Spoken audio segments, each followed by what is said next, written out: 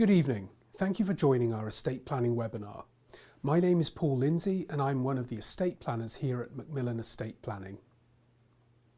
So, the plan is to spend around 40 minutes today covering the essential components of a comprehensive estate plan to give you a flavour of both our business and some of the solutions that we can look to implement for you and your families. Many of the families that we've been speaking with recently are becoming rather worried about the future. Perhaps understandably, they're anxious about COVID-19 and the risk it poses to them and their loved ones, but they could also be worried about a lot of issues beyond that, both globally and closer to home. Thankfully, many of those families tell us that we make them feel a little better because we give them a sense of peace of mind and empowerment. Not because we've solved all of the world's issues, far from it, but they feel better because we arm them with the strategies that they can use to protect themselves from a wealth preservation and legacy planning point of view.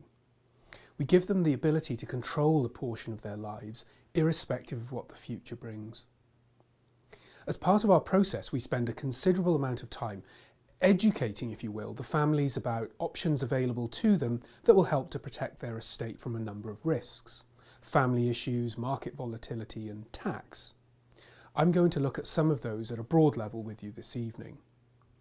But if you have any other questions surrounding the design of your bespoke estate plan, I would encourage you to take advantage of a complimentary consultation, be that with me or with one of my colleagues. During the initial session, we will explore the issues and gather information that will allow us to provide you with a number of bespoke recommendations, focusing on your primary concerns and needs.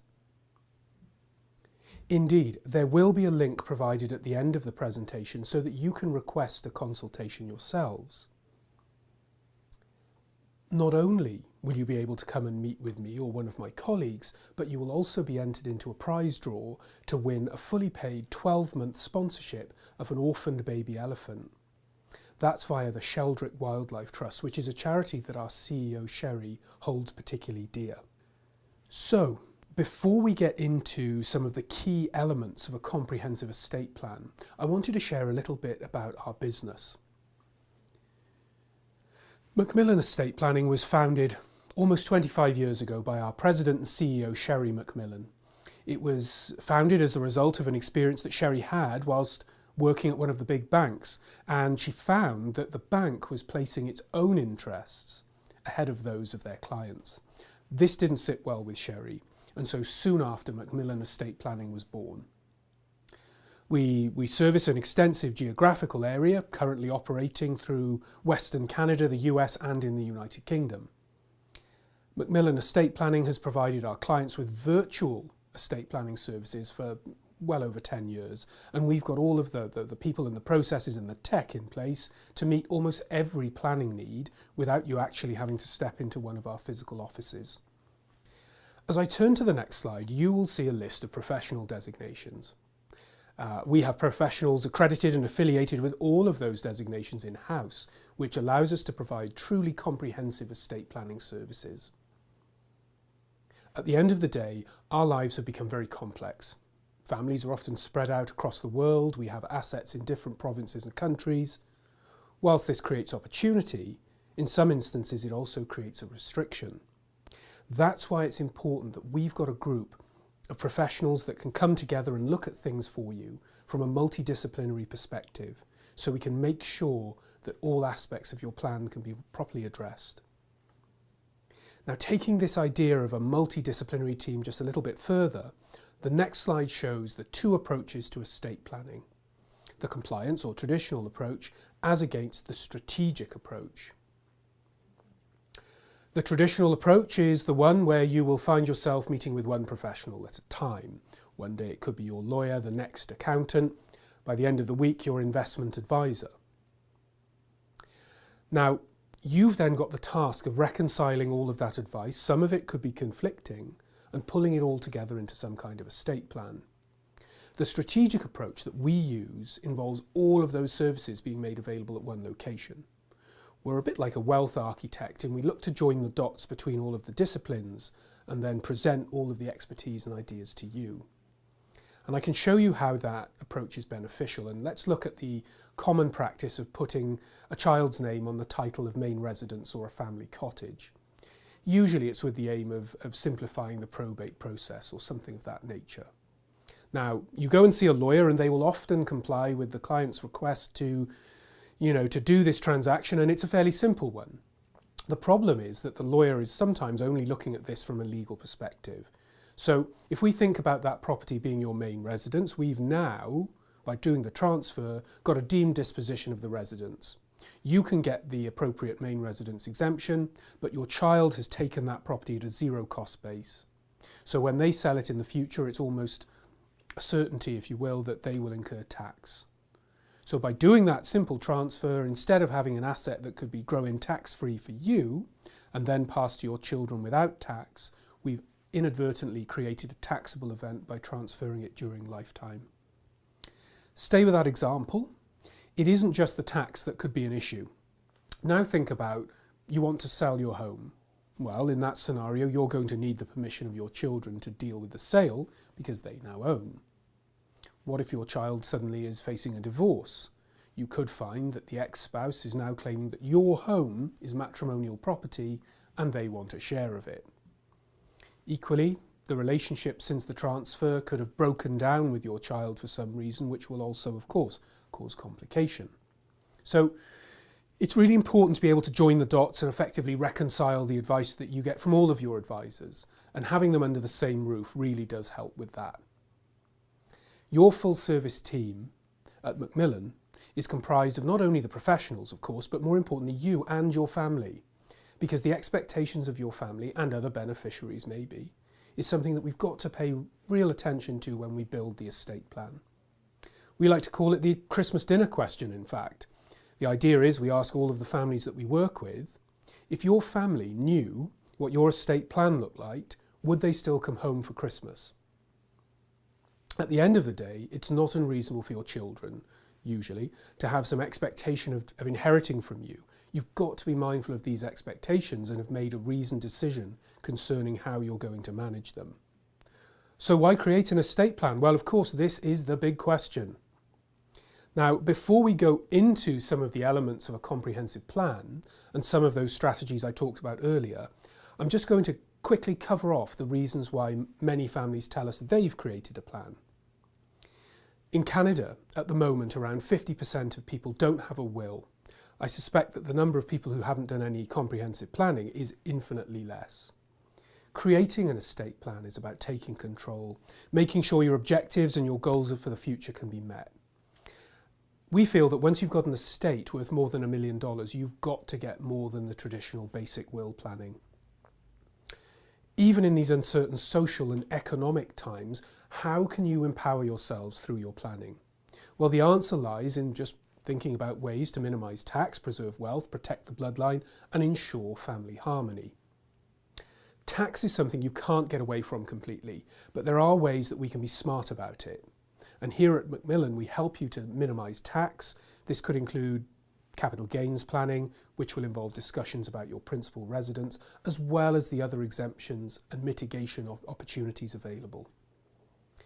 In terms of how we might preserve wealth, well, we want to protect the value of your investments so that we ensure that their value is guaranteed and safeguarded against losses during a market downturn. This, of course, is key to maintaining living standards through retirement. And we have to be very cognizant of the fact that we're now in an ageing population. Retirement could be longer than your working life.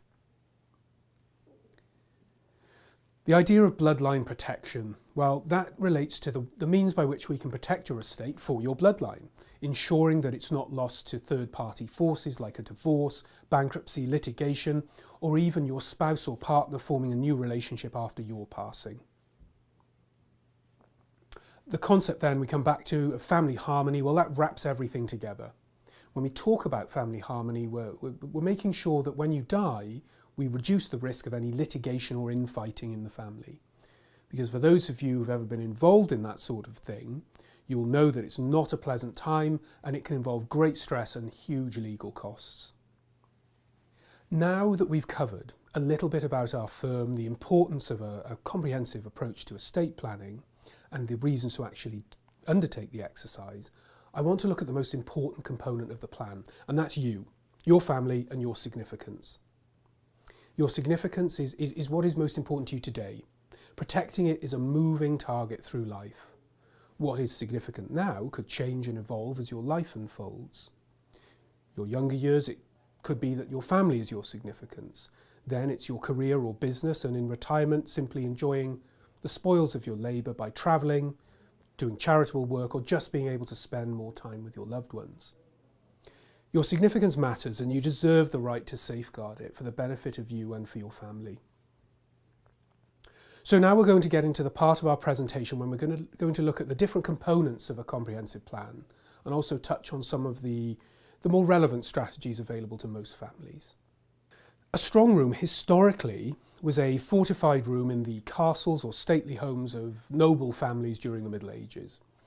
These families would store things like jewellery, money, land titles, other legal documents or items of importance, so they'd be protected from attack by any external forces.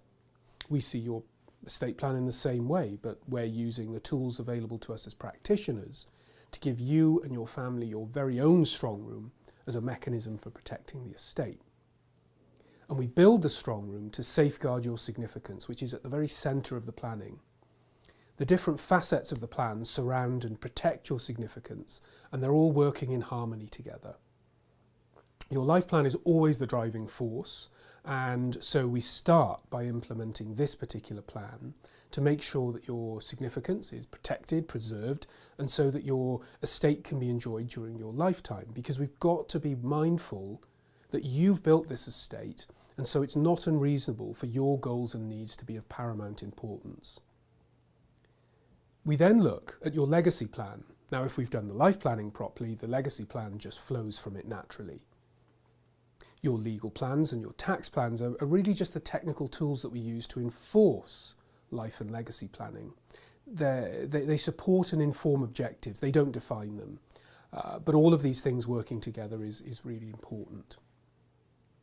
Now, a legal plan, typically that's a will, a power of attorney, a personal or health directive, and some trust planning. Now, the very phrase COVID-19 has only within the last sort of year become a part of our general vocabulary, but it has made many of our clients and families consider their mortality in a little bit more detail. I'm sure many of you know that a will operates to the extent that it decides how your estate will be divided and administered after you pass. You get to decide who's going to act as executor, amount and subject of any legacies, and then how the remaining assets pass. Quick aside, it is worth reminding you that if you don't have a will, then the government will decide how your estate is administered. And this not only removes your personal choice, but it also could give rise to a distribution that doesn't meet with your wishes, quite frankly. As I've talked about already, when your estate becomes in excess of $1 million, you've outgrown a simple will. You've got to be looking at something to give you that additional protection. Now, with the uncertainty, as I say, that remains as a result of the global pandemic, you must have that clarity and peace of mind wherever you can. And a power of attorney and a personal directive can certainly be of assistance here. A power of attorney lets you appoint an attorney to manage your property and finances if you lose capacity during your lifetime. We hope this document never sees the light of day and that you will always be managing your estate. But it's a really important document within the estate plan. If you lose capacity without a power of attorney, it's likely going to be your family that are going to have to make a lengthy and costly application to court to get the right authority to manage the estate. Personal directive then, sometimes known as healthcare directive, representation agreement, or as part of a living will, is a document that allows you to appoint an agent to make decisions about your health and well-being if you lose capacity. Decisions here customarily include end-of-life care, life-sustaining treatment, things like that. But it's real invaluable guidance to family members at a time when scenario is probably quite unexpected, and so it's a really significant component of the legal planning portion. I've always told my clients to think of powers of attorney, personal directives, as being like insurance policies, in that we don't want to pay the premiums, but if we ever need to make a claim against the policy, we're glad that we have them. The same is true with these documents. They give great reassurance for families at what is almost always an emotional and stressful time when they're being used. That then takes us to our next topic, which is trust planning, and possibly a little bit less well known. Now, a trust really is a legal relationship where trustees hold assets to manage on behalf of a beneficiary or beneficiaries. Historically, trusts span back to the 1200s and the times of the Crusades in Europe. Since then, they've been used as a tool to control the passing of assets to beneficiaries and as a way to sort of safeguard those assets generally. They can be created during lifetime when they're known as inter vivos trusts, or come into being when you pass, when they're known as testamentary trusts. Now, to show you a little bit about how they work and how they're beneficial, I'm going to tell you a story about a family we've been dealing with recently who have substantial net worth, and they want to limit their children's access to the wealth. They're not just worried about maybe the dreaded daughter-in-law or son-in-law from hell, but also the impact that that wealth has on their children's outlook on life, the development of their work ethic, and a fear that they'll just become trust fund babies. So we've recommended what is known as an incentive trust. And the incentive is that if the children get out of bed each day, they go to school, they find jobs, the trust is there to support them. But it doesn't actually enable them to just rely on the fund. We've actually proposed that the trust will let the children take an income from the trust equivalent to their own personal income. Now, as a brief aside, we can include non-financial factors as well here, but as you'll see, herein lies the incentive for the children to succeed. They do nothing, they earn nothing, they get nothing. Trusts are really useful as well when we have parents of children who maybe have health conditions which mean they struggle to manage any inheritance. So using a trust means that child can still benefit, but there are controls in place to dictate how that is done, and we structure it in such a way that they won't lose their entitlement to any government benefit programs that they may be entitled to. Finally, we have to think about a scenario where a parent has a child who has problems with alcohol or substances, so if they had a direct benefit from the estate, it could do them more harm than good. Quite frankly, it could have catastrophic circumstances. So using the trust, we make sure that said child can be provided for, and equally, if they turn their lives around, we can then look to use the flexibility within the trust to distribute and provide for that child in a slightly different way. We're also using them commonly, or trusts commonly I should say, in the blended family, where you've got spouses who've been married before, they've got children from those previous relationships. So using trust there, a spouse can discharge their legal, moral obligations towards the new spouse, but ultimately ensure that the estate passes to their children, if that's what they want, when both spouses have passed. A number of our wealthier clients, aged 65 years or over, are creating a particular type of trust called a joint spousal or alter ego trust, which here we term the Secure 65. Now, this trust protects underlying assets from creditor claims and also provides complete privacy for a family in that third parties are unable to find out about the nature and extent of their assets. Now, if the assets aren't held in a trust and go through probate, any third parties can make inquiries of the court and obtain documentation which will show an itemised account of your estate and a copy of your will. This trust also provides for enhanced administrative efficiency when you die, because the assets held by the trust aren't subject to probate. So in many provinces there's a real opportunity to save significant fees, and at the same time it's a lot harder to challenge a trust compared to challenging an estate. And my final point here is that unlike other lifetime trusts, there's no tax payable when assets are first rolled in. So the next component of the strong room approach is life planning. A life plan is about giving definition to what you want from your life going forward. Put simply, it's a bucket list in terms of all the things you want to achieve and how you're going to make them a reality. And good planning should focus on your life, which is why we make it the main facet of the strong room. People today are living longer. At the moment here in Canada, there are over 48,000 people aged over 100. That number's growing. It's also the first time ever that there'll be more people over the age of 65 than under. And if you get to be 100 or more, you've got to make sure that market volatility, tax, health and care are properly accounted for, so you're protected both now and for the decades ahead. And here we're going to look at some sort of ideas about investment protection, private and principal guarantees and business succession. Your investments should ultimately supply your family with a concrete source of income for retirement. Losses as a result of tax, market fluctuation or other externals like divorce, bankruptcy or a lawsuit can be avoided if the correct precautions are taken. When it comes to business succession, surprisingly 70% of all family-owned businesses in Canada don't properly go to the next generation. Now, to ensure your company's future and avoid unnecessary complication, you really must have an effective business exit plan. Then finally, we've got principal guarantees, and this means that you get the peace of mind knowing that the value of your principal investment is guaranteed, regardless of what happens during your retirement years in financial markets. You'll see here actually a guaranteed investment in action in this real life example. Noting at year 1, our client invests $100,000. The value grows from year 1 to year 5 to $140,000, and throughout, our client gets to activate resets or lock in the gains represented by the circles. Year 3, $110,000, year 4 at $130,000, and finally locked in at year 5 at $140,000.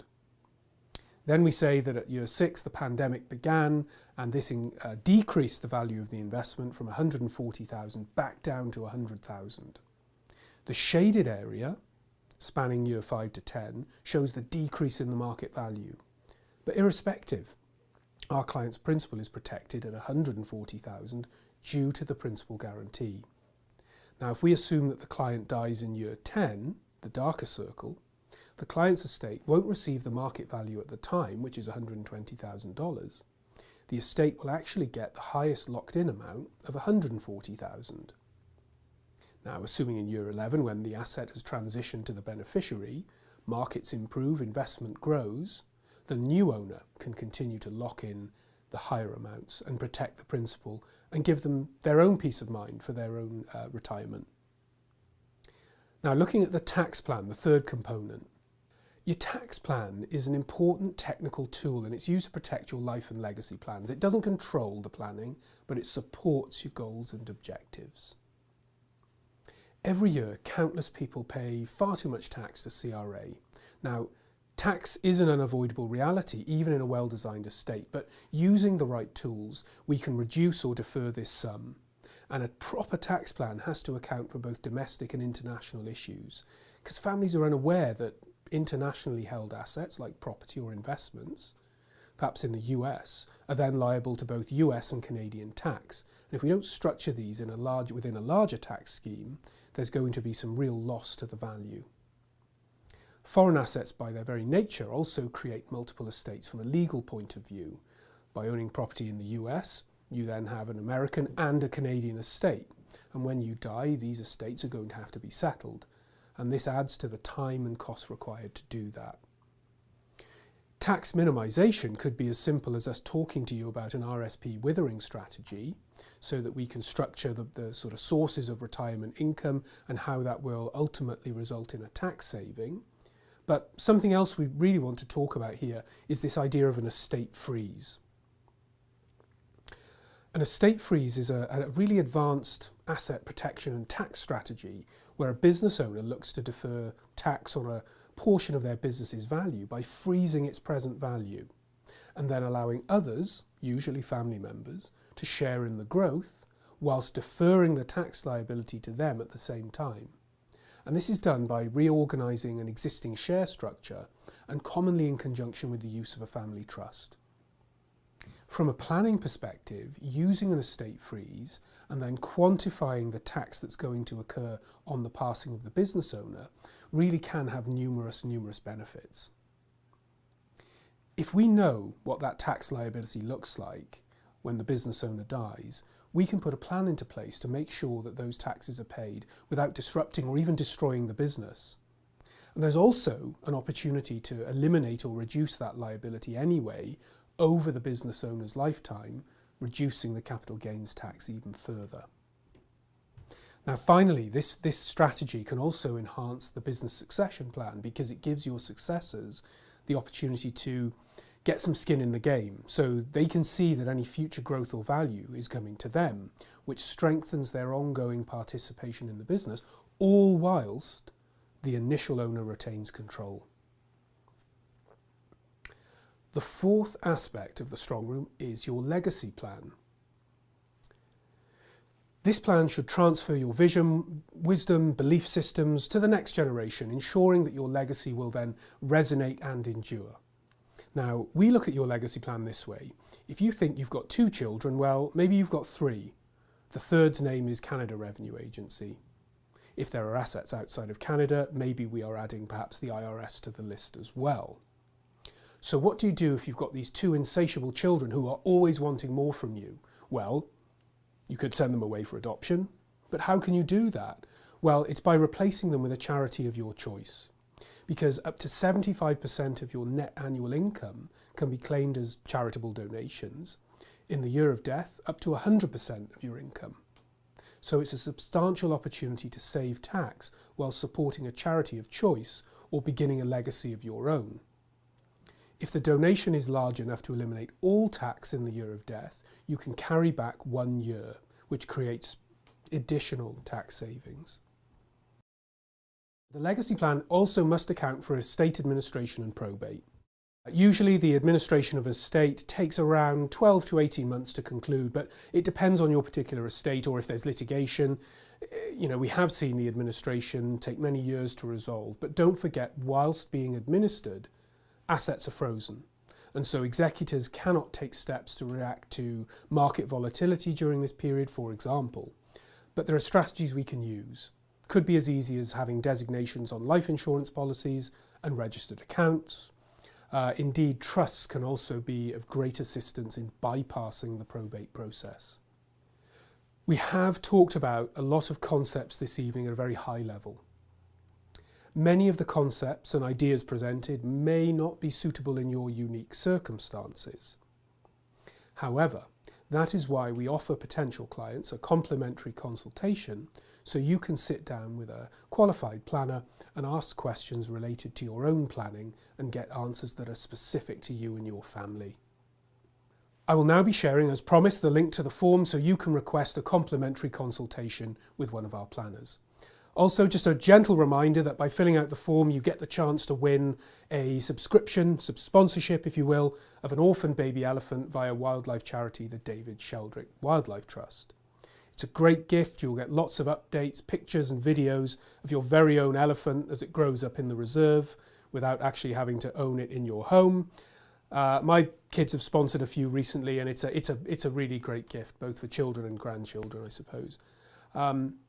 With that, I will end the presentation this evening. Thank you again for taking the time to join us, and I hope to see some of you again soon.